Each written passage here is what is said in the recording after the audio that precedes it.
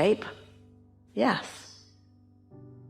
Along that lines, in the idea of the fact that trusting the process, I was talking to a friend who is a fan of yours as well, and I was saying, I'm really starting to feel like the universe is doing like 97% of the work.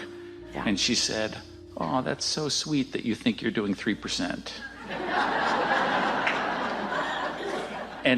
And it's still hard for me to trust that that's really the truth. Well, here's the thing, though. In appreciation for her putting it that way, because law of attraction is the engine, and you are source energy, but it does require focus. It does require calibrating. And turns out, just wanting it occasionally doesn't cut it. So maybe you're calibrating 3%, 4%. Maybe you're calibrating 10%. Maybe you're all in. Maybe you're paying attention to how you feel. Maybe how you feel matters. Maybe when you don't feel good, you're thinking about why you don't feel good and you're poking around at it until you really don't feel good. Maybe you're making it absurd and you really don't feel good and you're launching more and more rockets, and then you decide it gets big enough and bad enough and absurd enough that you say, I don't want to feel like this. We wouldn't be putting any percentages on it. We want to say that the power is in the energy. It certainly is.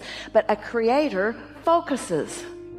And so what we would like to say, and maybe what she was getting at, is we don't want you to manipulate through words and actions, and by trying to get other people to behave in different ways, and by trying to think what's their real ulterior motive and what were they getting at and why did this turn out that way. In other words, stop manipulating and start calibrating. But the percentage of attention could be great.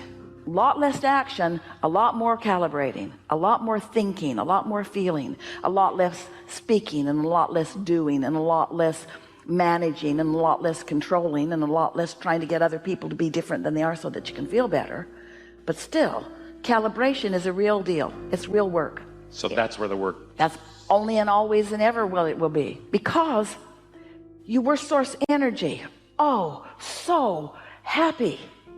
Why would you come here? There must have been something really big in it for you. Oh, eternity, more, identification, recognition of things wanted, and then isolating the vibration of it, and then calibrating to it, and feeling the cooperative universe back you up and fill in all the details of what you want. You're a master creator. That's why you came. And so you want to create. We don't want to give you the impression that you've got nothing to do. You got a lot to do. You want to think your way into happiness. Happiness would just be yours if you weren't in an environment where there were things to think about. But in this environment with things to think about, you're in a constant state of choosing. And if you're sloppy about it, so if you think, oh, well, the universe is taking care of 97% of it and I don't have to think very much, we say we'd be thinking, if we were you, thinking and feeling and thinking and feeling and thinking and feeling and thinking and feeling. Don't make yourself nuts. Esther's obsessed with this calibration. Something happens, she goes directly to her book. There's a problem and here's what it is. And she writes it down with great relish because she's eager about cleaning something up. And what's so interesting, every time she cleans up a little piece of something, 5 more things that she didn't even know were in there come out to play with her. And she goes, I knew you were coming. I didn't know when you'd be here or how big you'd be, but welcome. And then she calibrates about them too. And so she's feeling more empowered. She's feeling more eager. Things aren't bothering her. The past is irrelevant. So the whole thing in the calibration is the idea of have fun with it. I mean, see it as a never-ending creative process. See it as something you want. See it as something you ask for. See it as something that's a big payoff. But the payoff is not in the future. The payoff's right now with the improved emotion. That's the thing.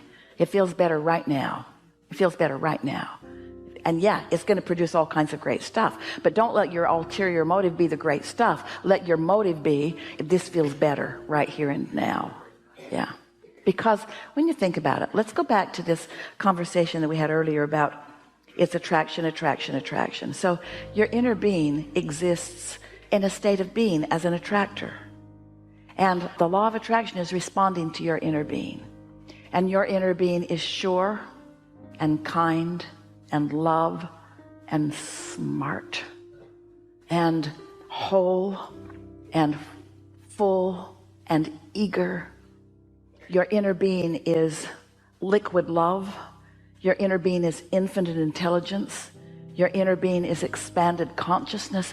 Your inner being is a big deal. Your inner being is joyful beyond human description. So there's your inner being.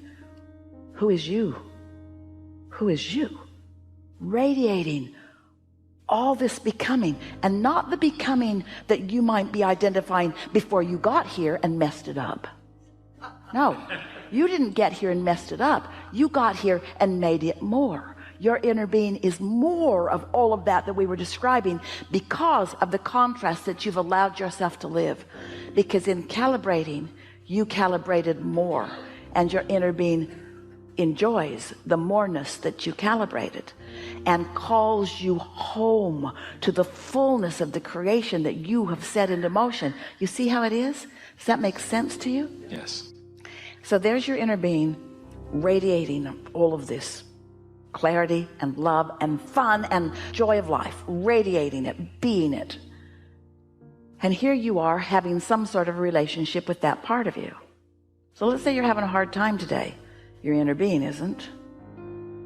Your inner being is steady. Your inner being's got the light on. Your inner being is giving you an opportunity to feel your way to that. And sometimes you do, and sometimes you don't. When you don't, your inner being stays steady in that love. But when you do find your way home to it in this moment, your inner being feels rapturous. And so do you.